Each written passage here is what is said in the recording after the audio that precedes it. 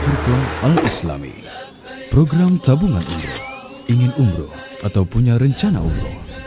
Mari wujudkan niat baik kita dengan mengikuti tabungan umroh bersama Maktab Safar Al-Furqan di bawah bimbingan Asatidzah Pondok Pesantren Al-Furqan Al-Islami. Karena ingin mengharapkan pahala dari Allah Subhanahu wa taala. Paket tabungan umroh yang kami tawarkan sebagai berikut. Segera daftarkan diri Anda. Informasi lebih lanjut silakan hubungi nomor berikut: 0822 2955 1553. Program tabungan umroh Maktab Safar Al-Furqan bersama PT Al-Madinah Mutiara Sunnah. Al-Furqan TV, saluran pendidikan, dakwah, dan inspirasi Islami.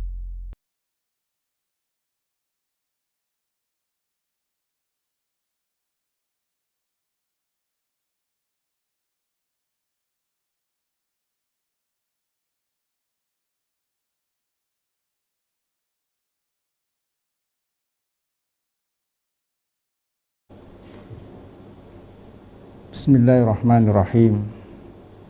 Assalamualaikum warahmatullahi wabarakatuh. Innal hamdalillah nahmaduhu wa nasta'inuhu wa nastaghfiruh wa na'udzu billahi min syururi anfusina wa min sayyiati a'malina. May yahdihillahu fala mudilla lahu wa may yudlil fala hadiya lahu. Asyhadu an la ilaha illallah wahdahu la syarika lah wa asyhadu anna Muhammadan abduhu wa rasuluh. Allahumma salli wa sallim wa barik ala nabiyyina Muhammad wa ala alihi wa ashabihi ajma'in. Amma ba'd, fa inna asdaqal hadits kitabullah wa khairul hadi hadi Muhammadin sallallahu alaihi wasallam wa syarrul umuri muhdatsatuha fa inna kulla muhdatsatin bid'ah wa kulla bid'atin dhalalah wa kulla dhalalatin finnar. Ayyuhal ikhwah, para pemirsa Al-Furqan TV dan para pendengar suara Al-Furqan yang mudah-mudahan senantiasa dirahmati dan diberkahi oleh Allah Subhanahu wa taala. Pertama, kita bersyukur pada Allah Subhanahu wa taala atas segala limpahan nikmat dan karunia-Nya kepada kita semua, sehingga kita bisa berjumpa kembali melalui Al-Furqan TV atau suara Al-Furqan dalam rangka melanjutkan kajian kita dari kitab Fathul Qawiyil Matin fi Syarhil Arba'in wa Tatimmatil Khamsin karya Syekh Abdul Muhsin Al-Abbad hafidhahullah ta'ala, yang mana kitab ini adalah syarah dari Arba'in karya Al-Imam An-Nawawi, sekaligus tambahan 8 hadis dari Al-Imam Al-Hafidh Ibn Rajab Al-Hambali rahimahumullah ta'ala. Dan kita sudah masuk pada hadis ketiga, hadis tentang rukun Islam. Berkata Imam An-Nawawi rahimahullah ta'ala, al-haditsus salis, hadis ketiga, an Abi Abdurrahman Abdullah ibn Umar bin Khattab radhiyallahu ta'ala anhuma, dari Abu Abdurrahman Abdullah bin Umar bin Khattab, mudah-mudahan Allah Subhanahu wa taala meridhai keduanya. Sini disebutkan kunyah dari Abdullah, anak dari Umar bin Khattab radhiyallahu taala anhu. Beliau kunyahnya Abu Abdurrahman. Orang Arab biasa menggunakan kunyah, yaitu bisa diambil dari nama anaknya, meskipun tidak setiap kunyah itu diambil dari nama anaknya. Seperti sebagian para sahabat, ada yang kunyahnya tidak diambil dari nama anaknya, seperti Abu Bakar. Enggak ada nama anak dari Abu Bakar yang bernama Bakar. Seperti Umar nama anaknya adalah Abdullah dalam hadis ini, namun kunyah beliau bukan Abu Abdillah tapi Abu Hafs.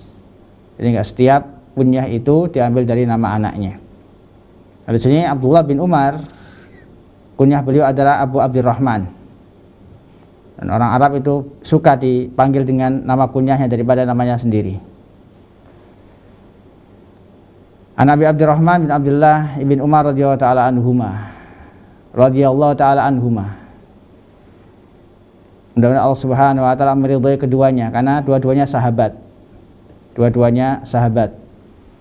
Karena itu kita ucapkan radhiyallahu taala anhuma. Mudah-mudahan Allah Subhanahu wa taala meridhai keduanya. Abdullah bin Umar berkata, sami'tu Rasulullah SAW yaqul, aku mendengar Rasulullah SAW bersabda, Bunyal Islamu ala khamsin. Islam itu dibangun di atas 5, yaitu 5 rukun, 5 pondasi. Yang pertama, syahadatu alla ilaha illallah, syahadati alla ilaha illallah. Yang pertama adalah mengucapkan 2 kalimat syahadat, bersaksi bahwasanya tidak ada ilah sesembahan yang berhak diibadahi dengan benar kecuali Allah Subhanahu wa taala. Wa anna Muhammadar Rasulullah, dan bahasanya Nabi Muhammad adalah Rasulullah. Yang kedua, wa iqamus shalah, dan mendirikan salat. Wa itaiz zakat, dan membayar zakat. Wa hajjil bait, dan haji ke Baitullah. Wa shaumi Ramadan, dan berpuasa di bulan Ramadan. Rawahu al-Bukhari wa Muslim. Hadis riwayat Bukhari dan Muslim. Ayohal ikhwah, para pemirsa Al-Furqan TV dan para pendengar suara Al-Furqan yang senantiasa dirahmati dan diberkahi oleh Allah Subhanahu wa taala. Dalam hadis ini Nabi SAW menyebutkan perumpamaan, menyebutkan permisalan. Jadi Islam itu atau rukun Islam itu seperti bangunan yang membutuhkan tiang-tiang, yang dengan tiang-tiang tersebut bangunan tersebut akan berdiri dengan tegak, dengan kokoh. Tanpa tiang bangunan tidak akan tegak berdiri. Demikian juga Islam. Islam itu memiliki rukun-rukun yang dengannya Islam itu berdiri, yaitu ada 5 rukun. Di sini disebutkan 5 rukun. Dan banyak sekali Rasulullah SAW menyebutkan perumpamaan atau permisalan yang tujuannya adalah untuk memahamkan, memberikan pemahaman dengan memisalkan sesuatu yang maknawi dengan sesuatu yang hissi, sesuatu yang tidak dilihat dengan sesuatu yang hissi, yang bisa dilihat, bisa dirasa, bisa disaksikan. Sebagaimana dalam hadis ini Nabi SAW mengumpamakan rukun Islam itu seperti tiang-tiang yang ada pada bangunan, seperti bangunan yang memiliki tiang-tiang. Jadi sesuatu yang maknawi yang tidak nampak diumpamakan seperti bangunan yang tinggi yang memiliki tiang-tiang yang tidak akan tegak bangunan tersebut kecuali dengan adanya tiang-tiang. Demikian juga agama kita. Agama kita akan rusak apabila tidak ada rukun-rukun atau tiang-tiang yang dengannya agama kita ini tegak. Ada pondasi-pondasi yang harus dimiliki seorang mukmin. Tanpa pondasi tersebut maka agamanya akan rusak. Sebagaimana bangunan tanpa tiang. Berkata Imam Asy-Syaikh Al-Abbad hafizallahu taala, qauluhu, ucapan Nabi SAW, bunyal Islamu ala khamsin. Islam itu dibangun di atas 5, yaitu 5 rukun. fihi bayanu idhami sya'ni hadil khams. Hadis ini terdapat penjelasan tentang besarnya kedudukan 5 hal ini. Besarnya kedudukan 5 rukun Islam: syahadatain, salat, zakat, puasa dan haji. Wa anal Islam mabniun 'alaiha, bahwa Islam dibangun di atas 5 pondasi atau 5 rukun ini.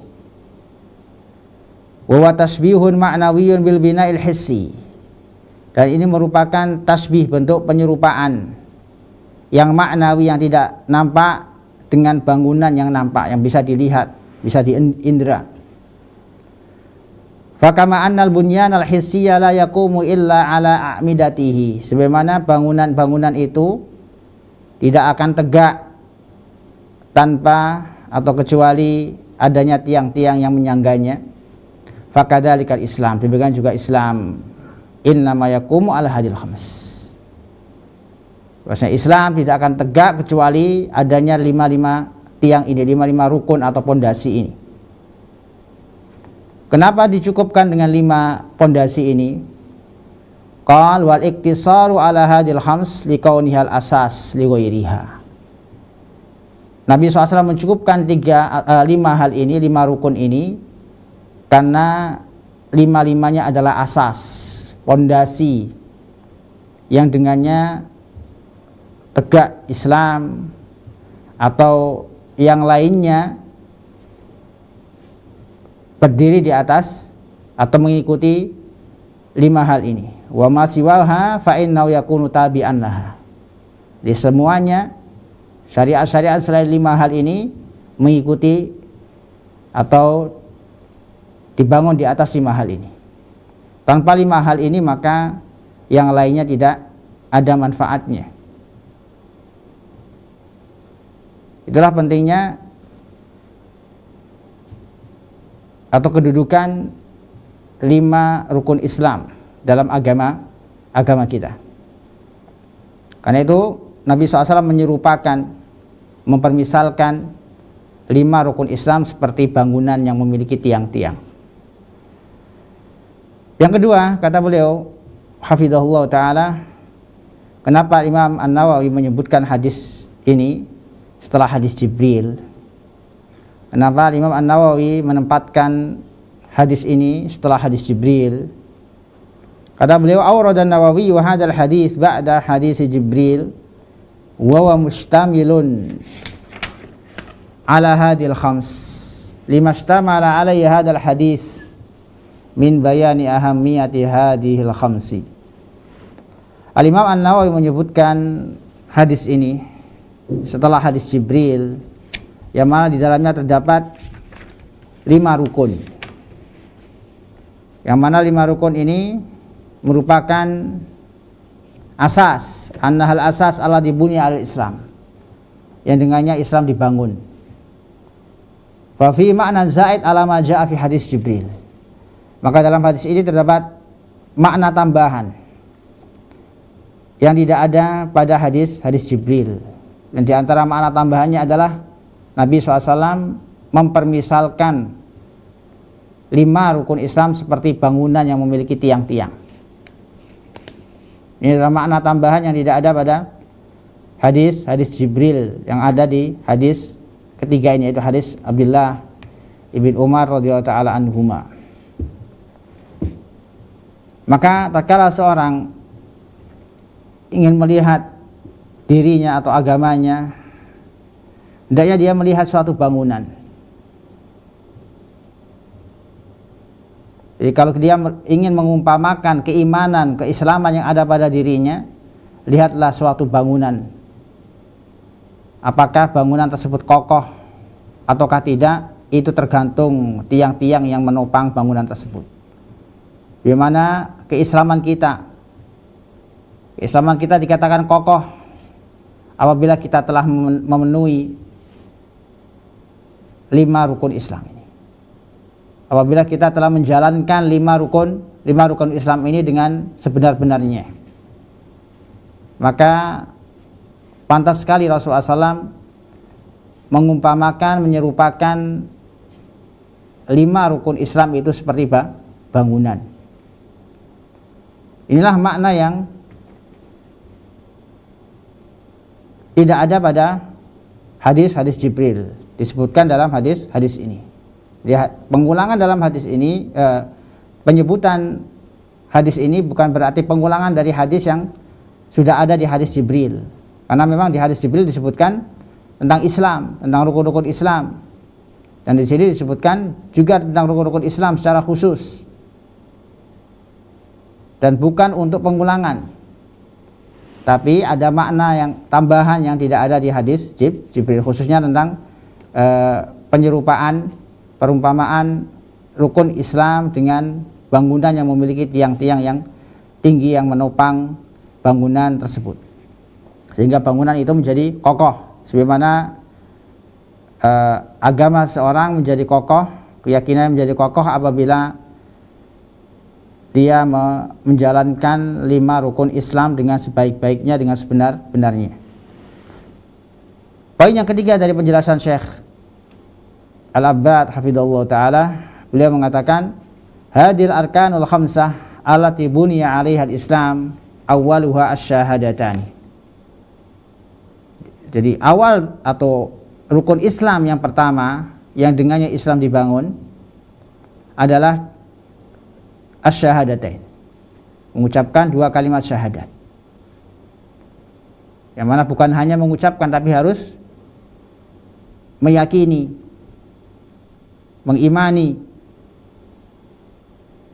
mengilmui kandungan dari 2 kalimat ini. Wahuma ususi, yang mana 2 kalimat syahadat ini adalah inti dari inti, pondasi dari pondasi rukun Islam yang 5. Wa baqiyatul arkan wa ghairiha tabi'un laha. Sedangkan rukun-rukun Islam yang lainnya itu mengikuti 2 kalimat syahadat, mengikuti rukun pertama dari rukun Islam ini. Karena itu kata beliau rahimahullah ta'ala, fala tanfa'u hadil arkan wa ghairuha minal a'mali idza lam takun mabniyatan ala hataini asy-syahadatain. Karena itu tidak bermanfaat rukun-rukun Islam yang lainnya atau amalan-amalan yang lainnya jika tidak dibangun di atas 2 kalimat syahadat ini. Wa huma mutalazimatan, dan keduanya itu saling melengkapi, saling berkaitan. Wala budda min syahadati anna Muhammadar Rasulullah ma'a syahadati alla ilaha illallah. Maka orang yang bersaksi bahwasanya Nabi Muhammad adalah Rasulullah, dia juga harus bersaksi bahwasanya Allah tidak ada ilah sesembahan yang berhak diibadahi dengan benar kecuali Allah Subhanahu wa ta'ala. Karena itu semua amalan, baik itu sholat, zakat, puasa, haji, itu akan sia-sia tanpa 2 kalimat syahadat ini. Orang kafir begitu banyaknya amalannya, begitu banyaknya sedekahnya, tidak bermanfaat sama sekali di hadapan Allah Subhanahu wa taala jika dia tidak beriman, jika dia tidak mengucapkan kalimat syahadat. Karena itu Allah Subhanahu wa taala berfirman, "Wa ma mana'ahum an tuqbala minhum nafaqatuhum illa annahum kafaru billahi wa rasulihi." Tidaklah yang menghalangi mereka tidak diterima amalan mereka, nafkah-nafkah mereka, sedekah-sedekah mereka, melainkan karena mereka mengingkari Allah dan Rasulnya. Karena mereka tidak mau beriman kepada Allah dan Rasulnya. Sehingga nafkah-nafkah atau harta-harta yang mereka keluarkan itu tidak bermanfaat bagi mereka.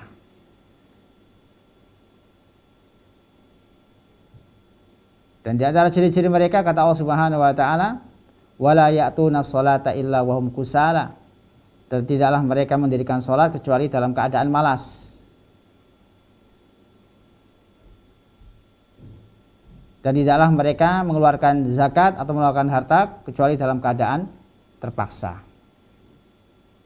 Jadi yang menghalangi mereka diterima amalan mereka oleh Allah Subhanahu wa taala, yang menghalanginya adalah karena mereka tidak mau beriman kepada Allah dan Rasul-Nya. Karena itu banyak sekali ayat-ayat yang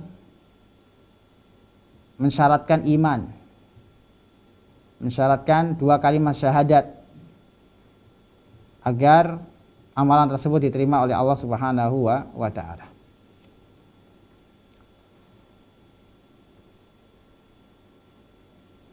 Wa muqtadu syahadati alla ilaha illallah alla yu'bada illa illallah.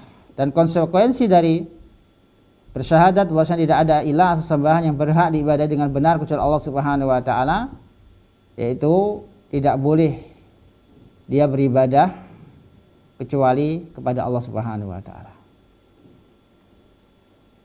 Tidak boleh dia mensekutukan Allah Subhanahu wa taala. Tatkala dia telah mengikrarkan, mengucapkan, telah bersaksi bahwasanya tidak ada ilah yang berhak diibadahi dengan benar kecuali Allah Subhanahu wa taala, maka konsekuensinya tidak boleh dia berbuat syirik. Tidak boleh dia beribadah kepada selain Allah Subhanahu wa taala. Wajib baginya mengikhlaskan ibadah hanya kepada Allah Subhanahu wa taala. Ini inti dari kalimat asyhadu alla ilaha illallah. Adapun konsekuensi dari asyhadu anna Muhammadar Rasulullah, aku bersaksi bahwasanya Nabi Muhammad adalah Rasulullah, antakunal ibadatu wifqan lima ja'a bi Rasulullah sallallahu. Konsekuensinya adalah ibadah itu harus sesuai, harus mengikuti, harus berdasarkan petunjuk Rasulullah SAW. Wa hadanil aslani la budda minhuma fi qabuli ayyi amalin ya'maluhul insan. 2 pokok ini, beribadah hanya kepada Allah dan mengikuti petunjuk Rasulullah, ini harus ada agar diterima semua amalan, agar semua amalan yang dikerjakan oleh manusia itu diterima. Harus terpenuhi dua hal ini. Wala budda min tajridil ikhlasi lillahi wahdah, maka wajib ikhlas menjalankan ibadah hanya kepada Allah Subhanahu wa taala saja. Wala budda min tajridil mutaba'ati li Rasulillah SAW, dan wajib beribadah sesuai dengan atau mengikuti petunjuk Rasulullah Sallallahu Alaihi Wasallam. Ini konsekuensi dari kita bersyahadat pada Allah Subhanahu Wa Taala dan bersyahadat bahwasanya Nabi Muhammad adalah utusan Allah.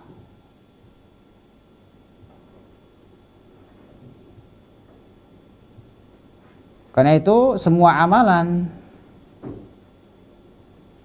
yang tidak sesuai dengan petunjuk Rasulullah SAW, amalan tersebut tertolak.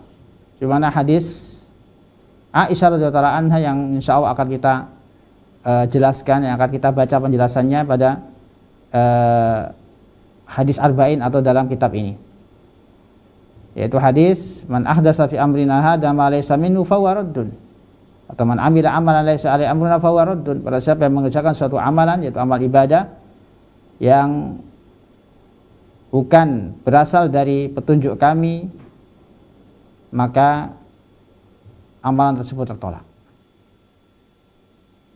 Jadi bagi siapapun yang telah bersyahadat, telah mengucapkan 2 kalimat syahadat ini, konsekuensinya adalah ketika dia mengerjakan ibadah, maka hendaknya dia ikhlas dan hendaknya dia mengikuti atau ibadah yang dia kerjakan itu sesuai dengan petunjuk Rasulullah Sallallahu Alaihi Wasallam. Jika tidak, maka amal ibadahnya akan tertolak, akan sia-sia. Karena itu di dalam surat Al-Ghasyiyah, Allah Subhanahu wa taala menggambarkan keadaan orang yang kelak di akhirat mendapati amalannya sia-sia. Amalan yang dia kerjakan di dunia hanya menghasilkan capek saja atau letih. Kata Allah Subhanahu wa taala, amilatun nasibah. Itu orang yang mengamalkan amalan ibadah yaitu ketika di dunia, namun hanya mendapatkan rasa capek dan letih saja. Kenapa? Karena amalannya tidak dibangun di atas petunjuk Rasulullah Sallallahu Alaihi Wasallam. Karena itu sangat merugi sekali orang yang beribadah, mengamalkan suatu amalan ibadah yang tidak sesuai dengan petunjuk Rasulullah SAW, tidak mengikuti petunjuk Rasulullah SAW, yang artinya dia membuat-buat ibadah-ibadah atau amaliyah-amaliyah yang tidak pernah diajarkan oleh Rasulullah SAW. Yang keempat, poin yang keempat dari hadis ini, kata beliau menukil ucapan Al-Hafidz Ibnu Hajar terkait masalah kenapa tidak disebutkan iman pada para nabi, pada para malaikat, sebagaimana yang terkandung dalam hadis Jibril. Kata beliau, fa in qila, jika dikatakan lam yudkar al iman bil anbiya wal malaikati wa ghairi dzalika mimma tadammana su'alu Jibril alaihi salam, ujiba bi anna al murada bis syahadati tasdiqur rasuli fima jaa bihi wa yastalzimu jami' ma dzukira minal mu'taqadat. Jadi jika ditanyakan kenapa tidak disebutkan iman kepada para nabi dan para malaikat dan yang lainnya dari apa yang terkandung dalam pertanyaan Jibril tentang iman, maka dijawab bahwasanya dimaksud dengan syahadat, yang dimaksud dengan persaksian, yaitu membenarkan Rasul, membenarkan semua yang datang dari Rasul SAW. Maka ini berkonsekuensi mengimani, meyakini semua yang dikabarkan oleh Rasulullah SAW. Semua yang disampaikan oleh Rasulullah SAW yang berasal dari Allah Subhanahu Wa Taala wajib kita yakini. Wajib kita yakini. Karena di antara konsekuensi dari kita mengucapkan asyhadu anna Muhammadar Rasulullah, yaitu pertama, tasdiquhu fima akhbar. Kita membenarkan semua yang dikabarkan oleh Rasulullah SAW. Ta'atu fima amar, kita mentaati semua yang diberitakan oleh Rasulullah SAW. Karena orang yang mentaati Rasulullah berarti dia mentaati Allah. Nabi SAW bersabda, man ata'ani faqad ata Allah. Barang siapa yang mentaati, maka sungguh dia telah mentaati Allah. Wa man asani faqad asallah, dan barang siapa yang bermaksiat, tidak mau mentaatiku, maka dia telah bermaksiat kepada Allah Subhanahu wa taala. Yang ketiga, wajtinabu fi manaha anhu wa zajar, dan meninggalkan semua yang dilarang oleh Rasulullah SAW dan yang dicela oleh Rasulullah SAW. Maka semua yang dilarang oleh Nabi SAW hendaknya kita tinggalkan. Hendaknya kita tinggalkan semua yang dibenci dan dilarang dan dicela oleh Rasulullah SAW, hendaknya kita tinggalkan. Ini konsekuensi dari kita mengucapkan asyhadu anna Muhammadar Rasulullah. Dan yang keempat, termasuk konsekuensi dari kita bersyahadat, bersaksi bahwa Nabi Muhammad adalah Rasulullah, wa alla yu'badallahu illa bima syara'. Dan di dalam Allah Subhanahu wa taala itu diibadahi, disembah kecuali sesuai dengan syariat yang dibawa oleh Rasulullah SAW, sesuai dengan apa yang diajarkan oleh Rasulullah SAW. Karena apa gunanya Allah Subhanahu wa taala mengutus Nabi Muhammad SAW, menyuruh Nabi Muhammad SAW untuk menjelaskan agama ini, kalau kita tidak mau mengikuti sesuai dengan ajaran Rasulullah SAW, sesuai dengan apa yang diajarkan dan disampaikan oleh Rasulullah SAW. Berarti kita telah berkhianat. Kita telah menuduh Nabi SAW telah berkhianat kalau kita menambah-nambahkan sesuatu yang baru atau mengurangi apa yang sudah Rasulullah SAW sampaikan atau ajarkan. Wa qala Ismaili ma maqsiluhu huwa min babi tasmiyati syai'i bi ba'dihi. Jadi beliau membawakan nukilan Al-Imam Al-Ismaili terkait kenapa Rasulullah SAW dalam hadis ini tidak menyebutkan rukun iman, hanya menyebutkan rukun Islam saja. Rukun iman yang lainnya tidak disebutkan, seperti iman kepada kitab-kitab, kepada nabi-nabi, rasul-rasul, malaikat, kepada hari kiamat, qada dan qadar tidak disebutkan. Karena ini termasuk menyebutkan sesuatu dengan sebagiannya. Mimba bitasmiyati syai', menamakan sesuatu dengan sesuatu atau bagian dari sesuatu tersebut. Contoh seperti engkau ucapkan faqara'tul hamda, aku telah membaca alhamdu, yaitu alhamdulillah, maksudnya telah membaca al-Fatihah. Dalam bahasa Arab boleh menyebutkan sesuatu namun yang diingat adalah keseluruhannya. Disebutkan sebagiannya namun yang diinginkan adalah keseluruhannya. Wa kadza taqul masalan syahidtu bi risalati Muhammad wa turid jami'a ma dzukira wallahu a'lam. Sebagaimana engkau ucapkan aku telah bersaksi dengan risalahnya Nabi Muhammad SAW, maka yang engkau maksudkan adalah semua yang disebutkan oleh Nabi Muhammad SAW, khususnya berkaitan tentang iman, khususnya berkaitan dengan iman. Ini kenapa tidak disebutkan iman dalam hadis ini? Karena sudah mencukupi dari kalimat syahadat, yaitu ketika kita berikrar mengucapkan bahwasanya tidak ada ilah yang berhak diibadah dengan benar kecuali Allah Subhanahu wa taala, dan juga kita bersaksi bahwasanya Nabi Muhammad adalah Rasulullah. Konsekuensinya adalah kita mengimani semua yang disebutkan oleh Allah dalam Al-Quran dan disebutkan oleh Rasulullah dalam sunnahnya, yang juga termasuk iman atau rukun-rukun iman. Poin yang kelima, ikhwani wa akhwati azanillahu wa iyyakum, ahamu arkan Islam al-khamsah ba'da syahadataini as-salah.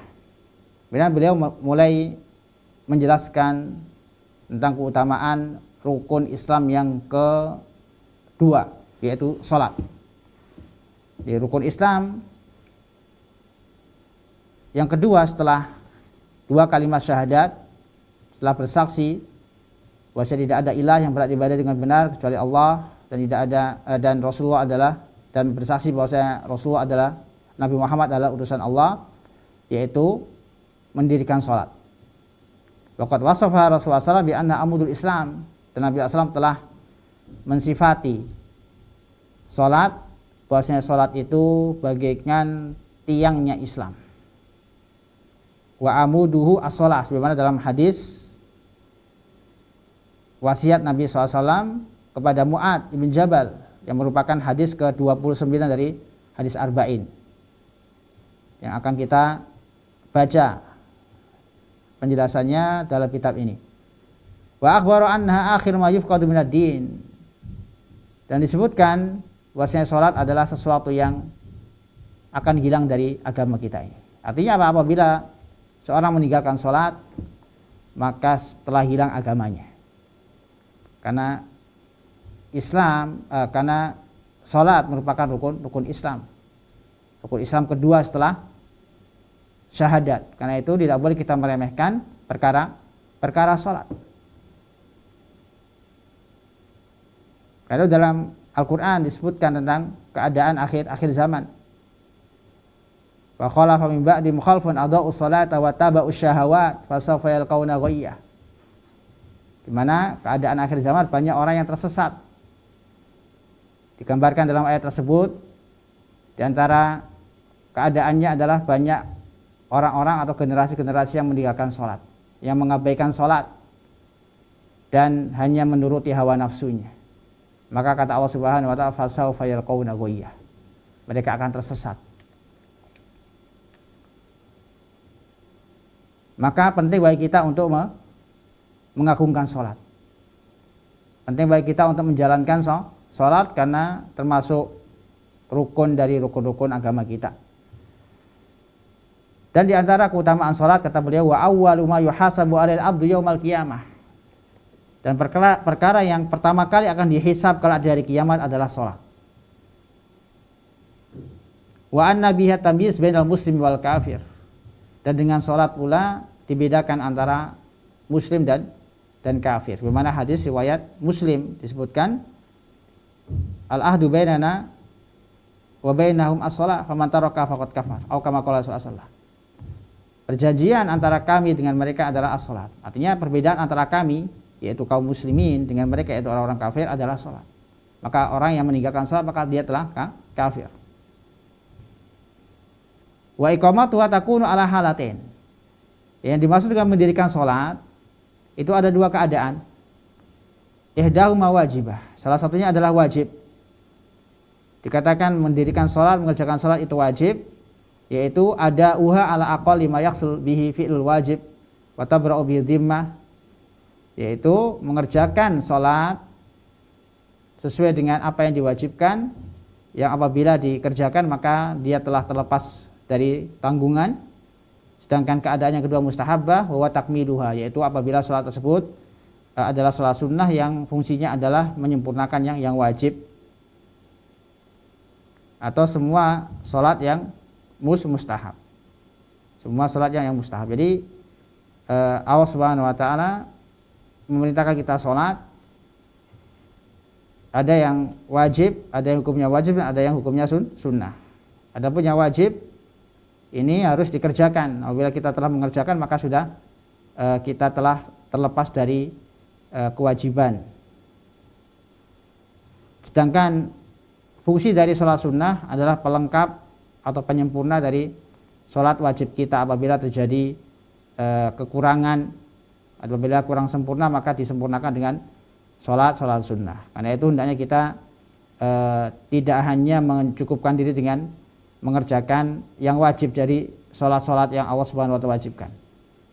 Kita juga lengkapi dengan, kita sempurnakan dengan sholat yang sunnah seperti rawatib, qiyamul lail, dari sholat tahajud dan sholat yang lainnya yang merupakan penyempurna dari sholat wajib.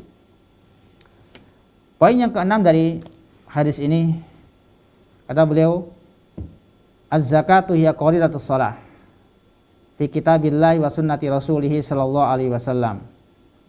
Kemudian beliau menyebutkan di sini tentang rukun Islam yang ketiga, yang mana zakat merupakan qarinatus shalah, temannya salat. Maksudnya di sini rukun Islam yang sering dikaitkan, yang sering disebutkan setelah salat, mengiringi perintah untuk mengerjakan salat.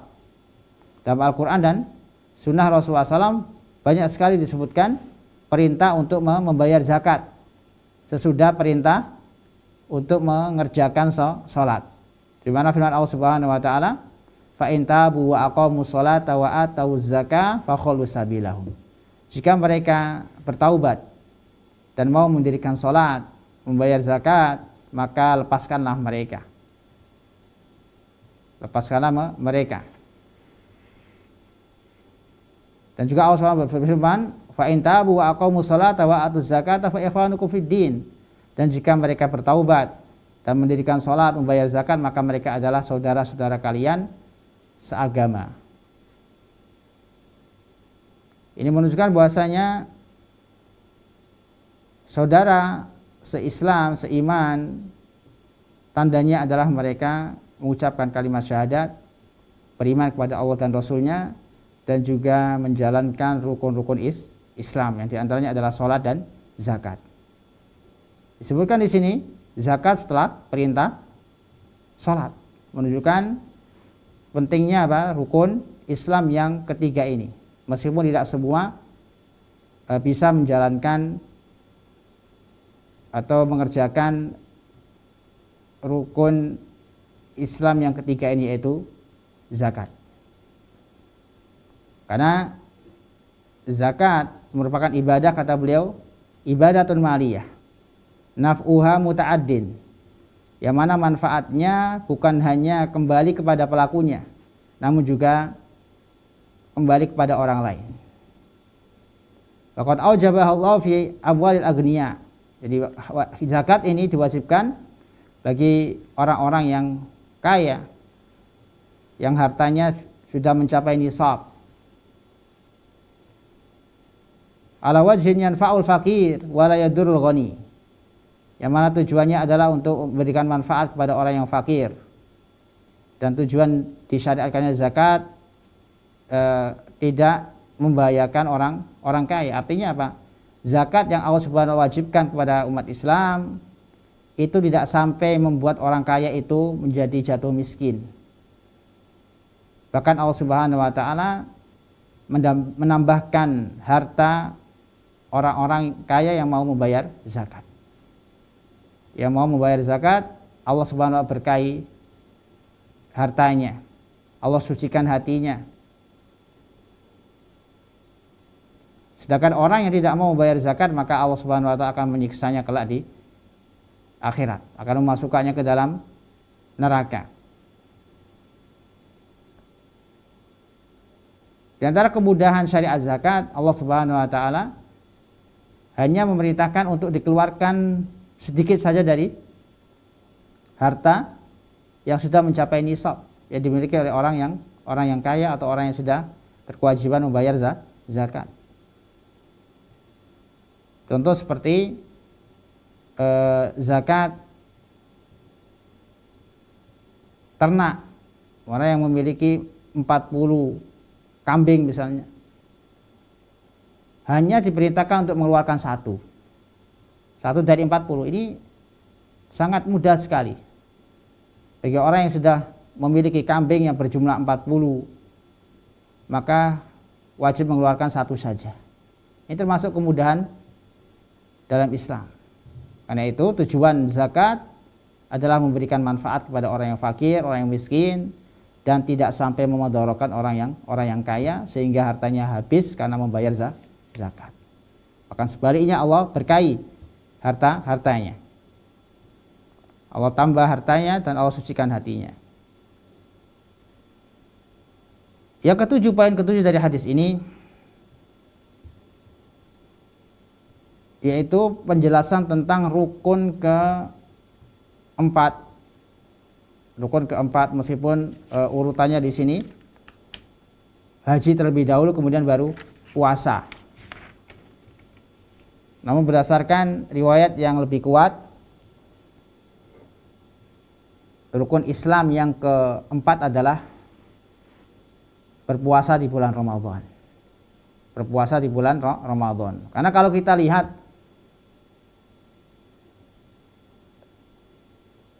zaman disyariatkannya puasa Ramadan itu jauh sebelum disyariatkannya haji.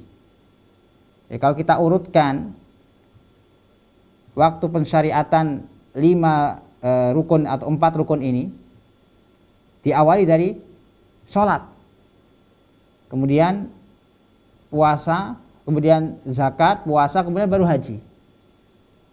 Kemudian baru haji. Haji baru disyariatkan, baru diperintahkan pada tahun 9 Hijriah. Sedangkan puasa dan zakat di tahun 2 Hijriah. Tahun 2 Hijriah.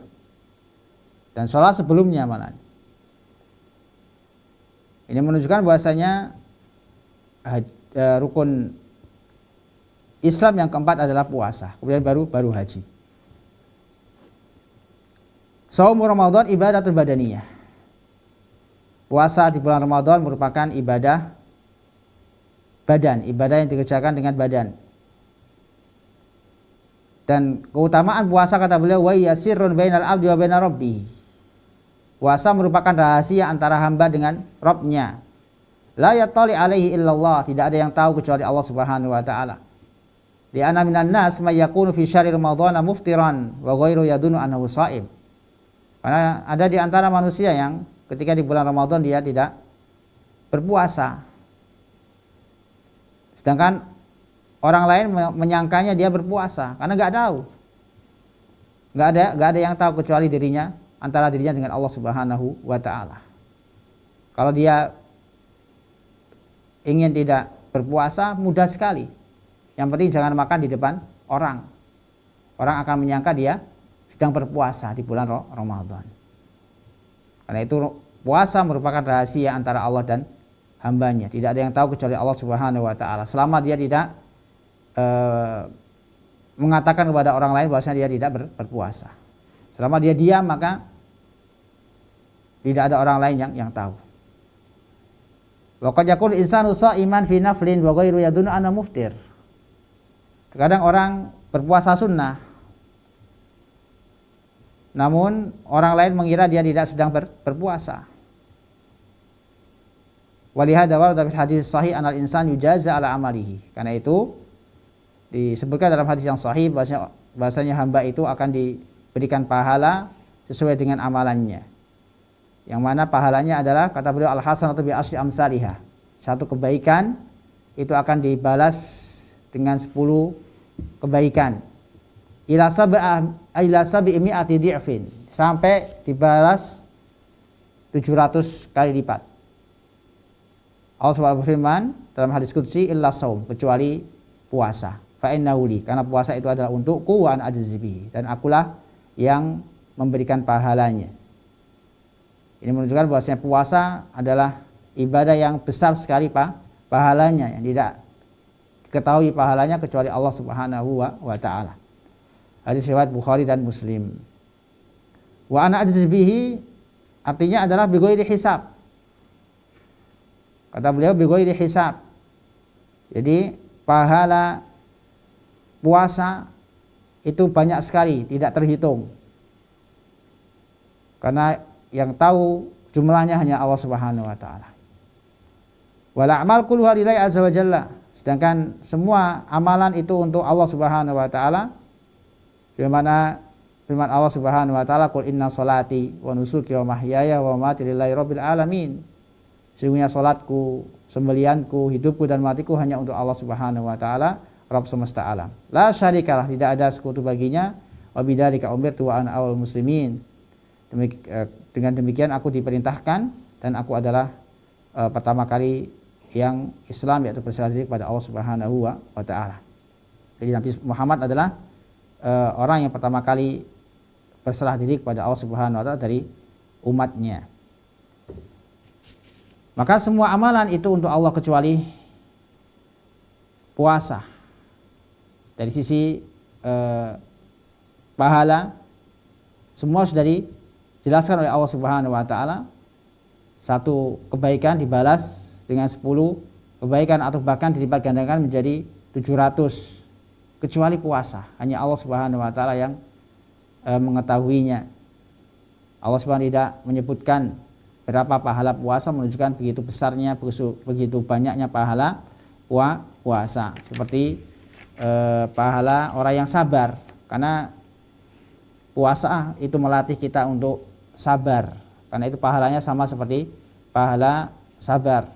Allah berfirman, "Innama yuwaffas sabiruna bighairi hisab." Sesungguhnya orang-orang yang sabar itu akan diberikan pahala oleh Allah Subhanahu wa taala dengan pahala yang tidak bisa dihitung jumlahnya.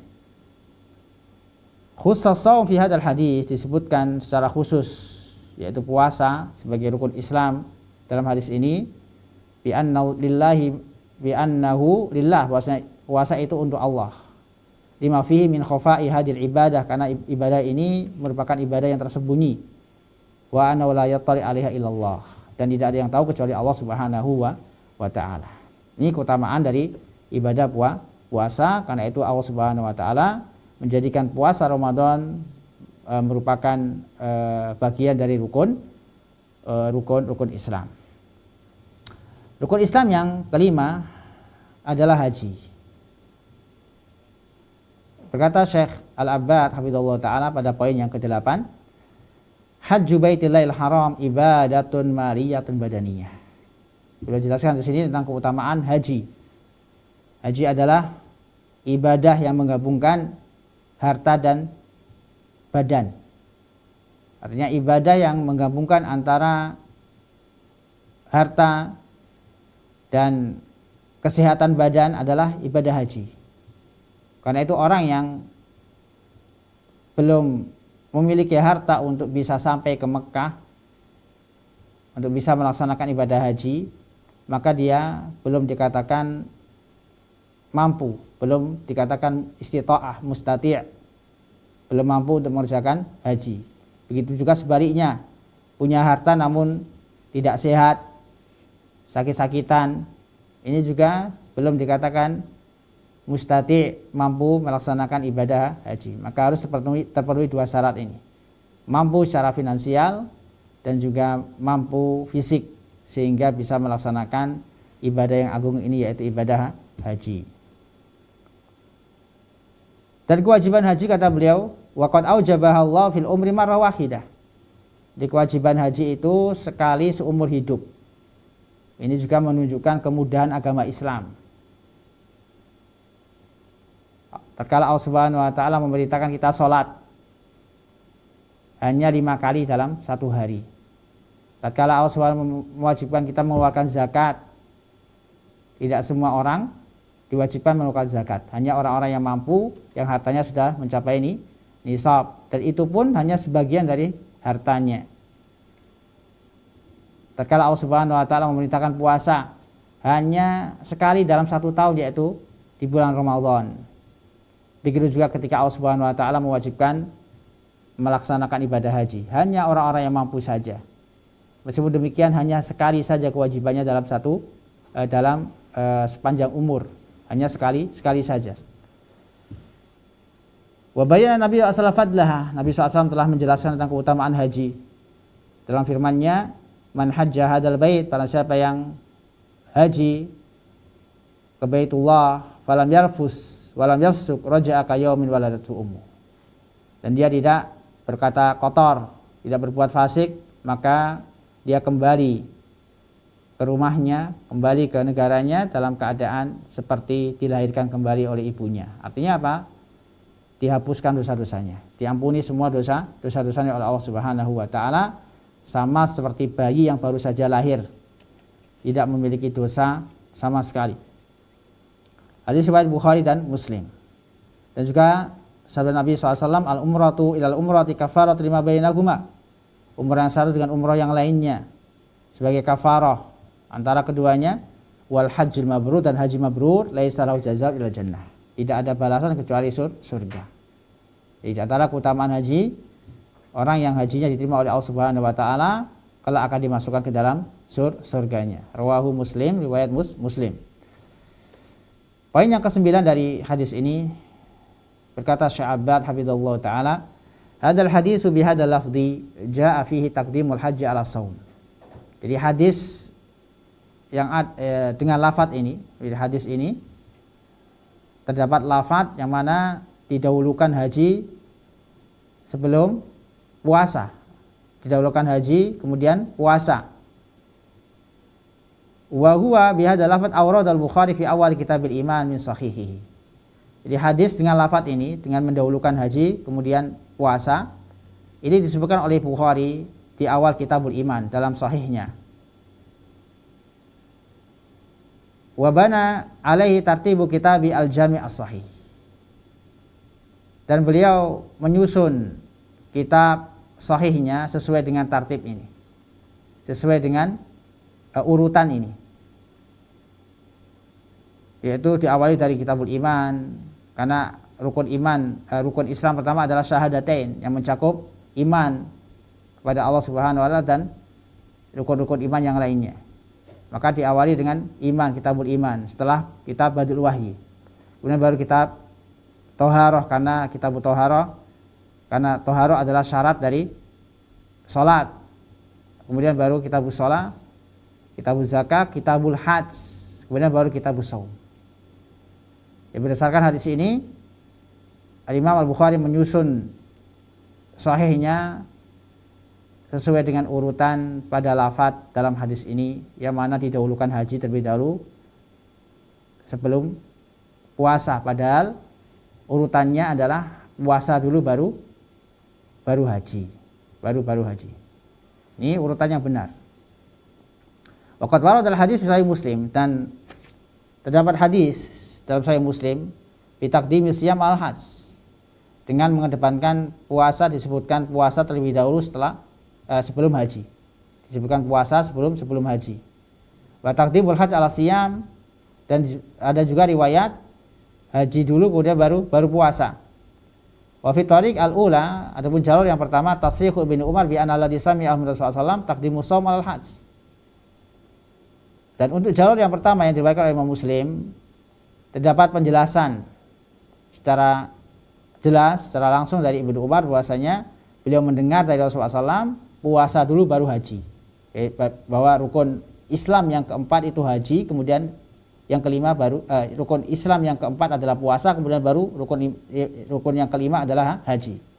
Wa ala hada, maka dengan demikian yakunu taqdimul haji ala shaum fi ba'di riwayat min qabili tasarruf fi ba'di ruwat war riwayah bil makna. Maka dengan demikian didahulukannya haji sebelum sholat dalam sebagian riwayat ini adalah berasal dari kesalahan perbuatan sebagian rawi atau dalam rangka meriwayatkan dengan makna, meriwayatkan hadis dengan makna.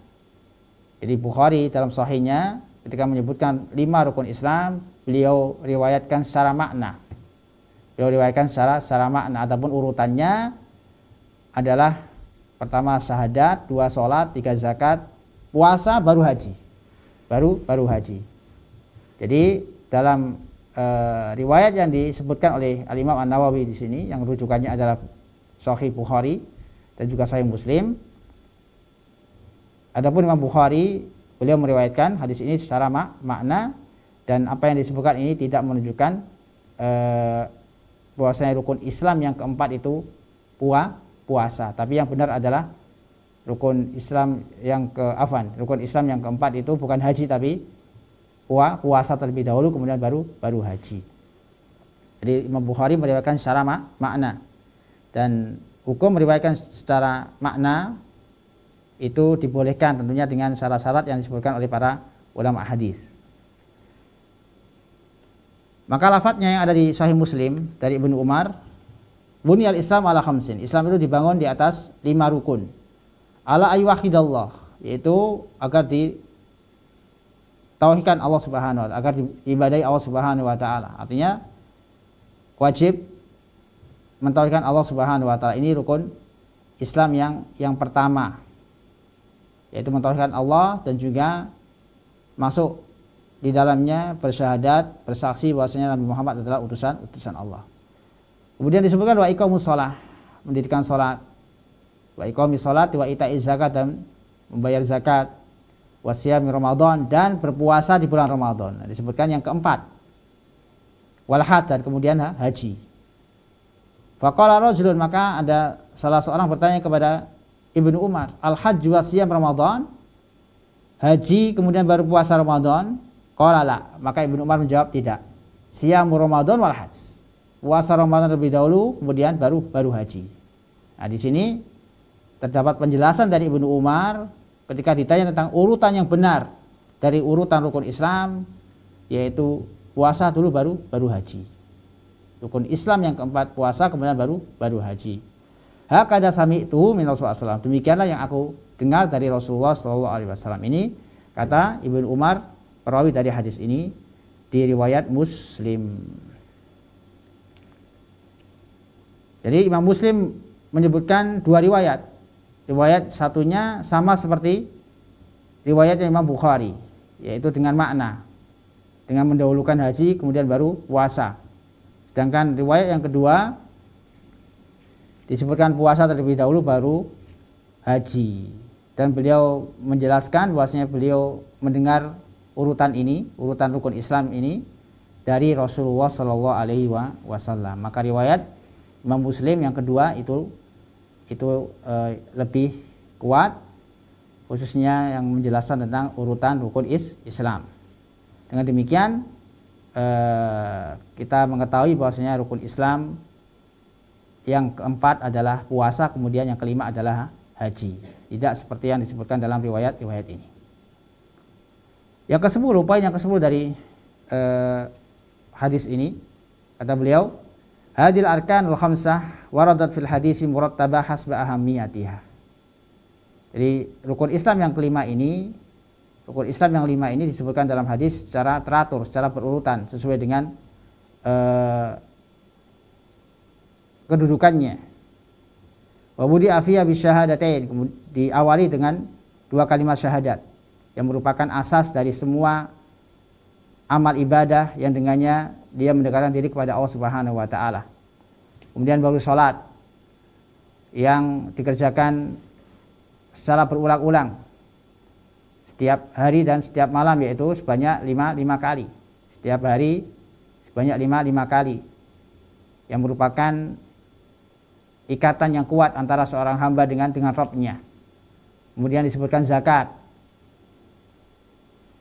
yang wajib dikeluarkan apabila sudah mencapai nisab dan sudah mencapai 1 tahun. Artinya ketika seorang sudah memiliki harta yang sudah mencapai nisab, ditunggu selama setahun. Ditunggu selama setahun apakah berkurang atau bertambah. Kalau berkurang sebelum setahun maka enggak wajib dikeluarkan. Tapi kalau sama atau bahkan bertambah maka baru wajib dikeluarkan. Jadi anna nafa'a muta'addin, dan bahwasanya zakat itu manfaatnya bukan hanya kembali kepada pelakunya namun juga kepada orang lain.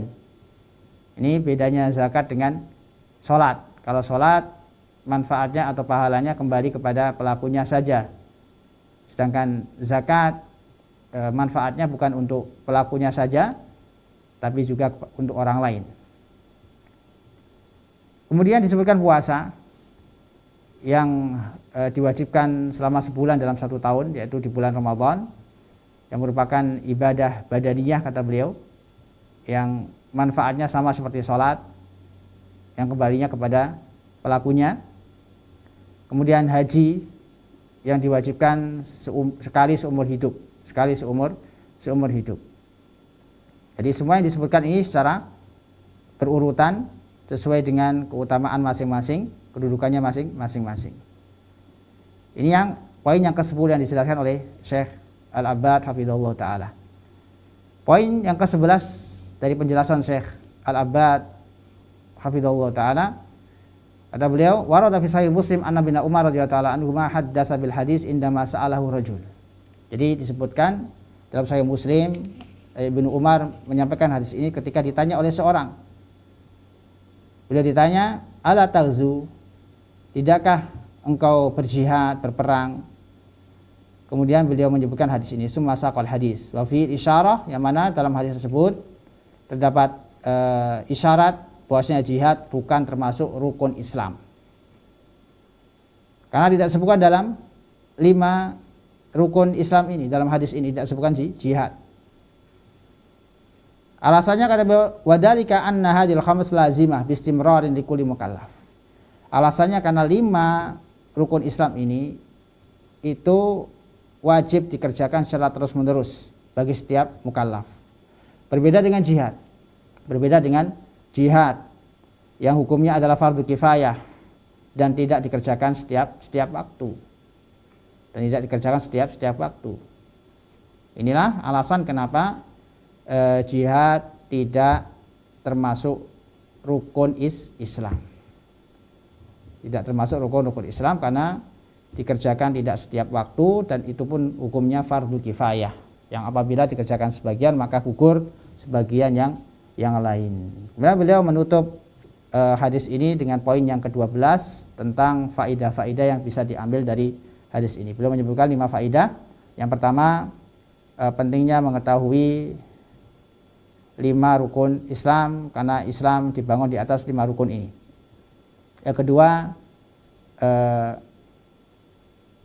manfaat menyerupakan sesuatu yang maknawi dengan sesuatu yang bisa dirasakan, sesuatu yang bisa dilihat, disaksikan, agar lebih melekat pada pikiran, agar lebih mudah dipahami, sebagaimana Nabi Muhammad SAW mengumpamakan rukun Islam seperti bangunan yang memiliki tiang-tiang. Yang ketiga, di antara faedah dari hadis ini atau kesimpulan dari hadis ini, memulai dari yang terpenting kemudian yang penting. Karena itu Allah Subhanahu wa taala, Rasulullah SAW menyebutkan dalam hadis ini perkara yang penting, yaitu 2 kalimat syahadat sebelum yang lainnya. Yang keempat, bahasanya 2 kalimat syahadat adalah asas, fondasi, pokok sekaligus asasun li ghairihima, pondasi atau pokok untuk selain dari keduanya. Maka tidaklah amalan itu diterima kecuali apabila dibangun di atas dua kalimat syahadat ini. Artinya orang yang sholat, zakat tapi tidak beriman kepada Allah Subhanahu wa taala, tidak mau mengucapkan kalimat syahadat, artinya orang kafir apabila dia ingin diterima sholatnya, ingin masuk Islam, maka pertama kali yang harus dia kerjakan adalah mengucapkan kalimat syahadat. Tanpa dua kalimat syahadat, meskipun dia sholat, zakat, puasa atau bahkan haji, maka sia-sia sampai dia mengucapkan dua kalimat syahadat. Karena dua kalimat syahadat adalah pokok yang terpenting dari rukun Islam. Yang kelima, didahulukan sholat atas amalan-amalan ibadah yang lain, karena sholat adalah ikatan antara hamba atau hubungan yang kuat antara hamba dengan Rabb-nya. Karena itu rukun Islam yang kedua adalah sholat. Rukun Islam setelah syahadatain adalah sholat, karena sholat merupakan ikatan antara seorang hamba kepada Rabb-nya. Semakin kuat ikatannya, semakin benar sholat seorang hamba, maka semakin kuat ikatannya dengan Allah Subhanahu wa taala. Semakin kuat hubungan seorang hamba kepada Allah Subhanahu wa taala, Allah Subhanahu wa taala akan memperbaiki semua urusannya tatkala dia memperbaiki salatnya. Wallahu taala a'lam. Kita cukupkan sampai di sini. Insyaallah kita lanjutkan hadis selanjutnya pada pertemuan berikutnya. Bismillah taala. Kita tutup kajian kita dengan bacaan kafaratul majelis. Subhanakallahumma wa bihamdika asyhadu an la ilaha illa anta astaghfiruka wa atubu ilaik. Wa sallallahu ala Muhammadin wa ala alihi washabihi wasallam. Wassalamualaikum warahmatullahi wabarakatuh.